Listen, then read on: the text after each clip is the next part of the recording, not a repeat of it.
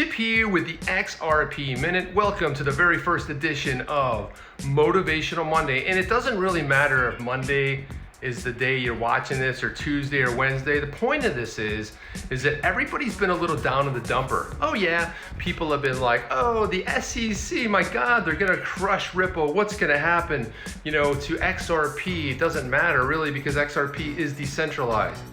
Did you ever wake up like 3 a.m., panicked, crazy? You're sweating, you grab your phone, you check the crypto market. Have you ever done that? Yeah, so have I. A lot of the market's been tanking, but what's not tanking? Bitcoin, going crazy parabolic, right? What will it be at next week? 40,000, 50,000, 100,000? Well, we're just gonna have to wait and see exactly what it ends up being. Hey, you remember the first time someone told you about Bitcoin? You were like, that sounds so stupid. Like, who would invest in an imaginary coin? It's not backed by anything. It's just dumb. You remember that? Just what if you invested when they said that? Yeah, I know the feeling. Sometimes we have ideas about certain things, certain digital assets we felt in the beginning, we change our mind.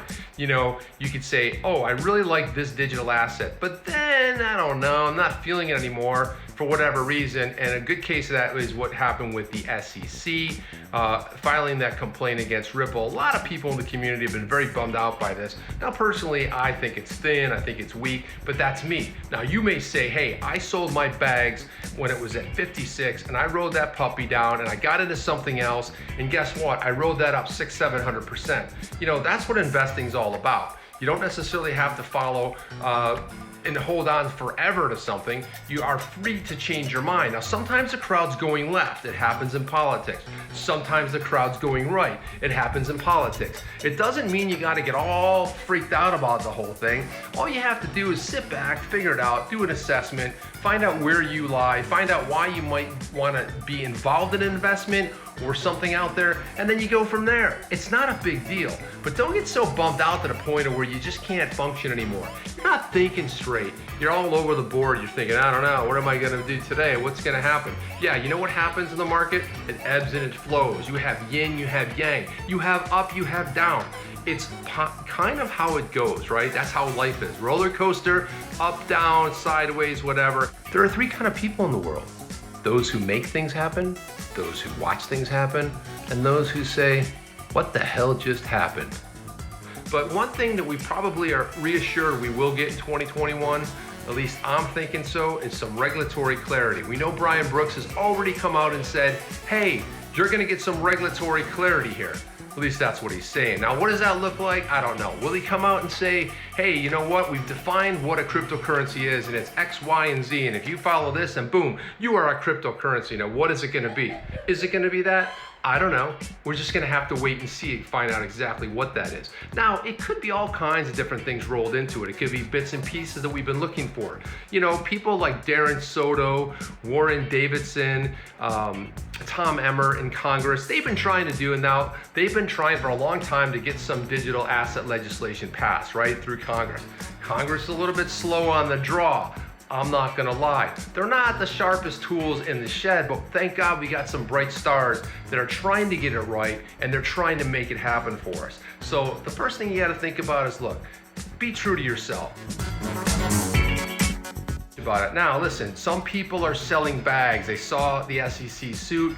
As it was coming down and plummeting in price, what did they do? They sold their bags. That's okay. You can sell your bags. Some are gonna do that. What did others do? Others said, ride it hero to zero. Others, like maybe myself, said, that's my ride or die. It doesn't mean I don't have other investments. It doesn't mean that I don't own Bitcoin. It doesn't mean you shouldn't own Ethereum or any of the other digital assets, right? So it doesn't really matter. We're investors. Don't get too emotionally attached to your investment. The main part of this is look at things for what they are and follow projects that you enjoy, that you like, that you want to figure out what the next big stepping stone is for an investment. Now, I think that my personal opinion as far as what the SEC versus Ripple is gonna happen, I think it's thin, I think it's cherry picked, I think there's just not a lot of great stuff there. And also, I have to say that it's great when someone in this community steps up and files a lawsuit, or I should say a complaint against who else? The SEC. That's right. On behalf of who? Behalf of you. That is on behalf of you, the XRP investor. So make the decisions. Be okay with sometimes changing that opportunity wherever you felt it was right. And that's all I have to say. Chip out. I'll see you on the next one. Please like, subscribe, click that little notification bell, and I will see you on the next one. Chip out. What does that matter? I'll tell you what it matters. It doesn't matter one iota.